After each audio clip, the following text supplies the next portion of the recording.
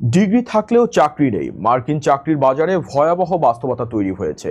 এমনকি ন্যূনতম বেতনের চাকরিতেও মিলছে না সুযোগ, কারণ ওভার কোয়ালিফাইড ইস্যু। চাকরি পাওয়ার নিয়মই যেন বদলে গেছে পুরোপুরি।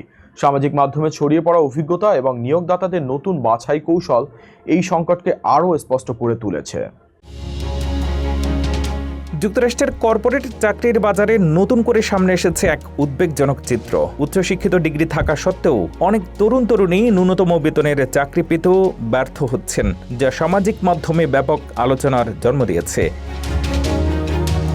সম্প্রতি টিকটকে ভাইরাল হওয়া এক ভিডিওতে 22 বছর বয়সী এক গ্র্যাজুয়েট অভিযোগ করেন তিনি ব্যাচেলর ডিগ্রি থাকা সত্ত্বেও একটি রেস্টুরেন্টের সার্ভার চাকরির জন্য প্রত্যাখ্যাত হয়েছেন। ওই তরুণীর দাবি, তিনি আগে দুটি রেস্টুরেন্টে কাজ করলেও বর্তমানে ওভার কোয়ালিফাইড হওয়ার কারণে চাকরি পাচ্ছেন না। তার এই ভিডিওতে 2 লক্ষাধিক ভিউয়ের পর মন্তব্যে ভরে যায় একই ধরনের অভিজ্ঞতার গল্পে। অনেকেই জানান, মাস্টার্স বা ব্যাচেলর ডিগ্রি থাকা সত্ত্বেও তারা এমনকি ন্যূনতম বেতনের চাকরির জন্য প্রত্যাখ্যাত হচ্ছেন।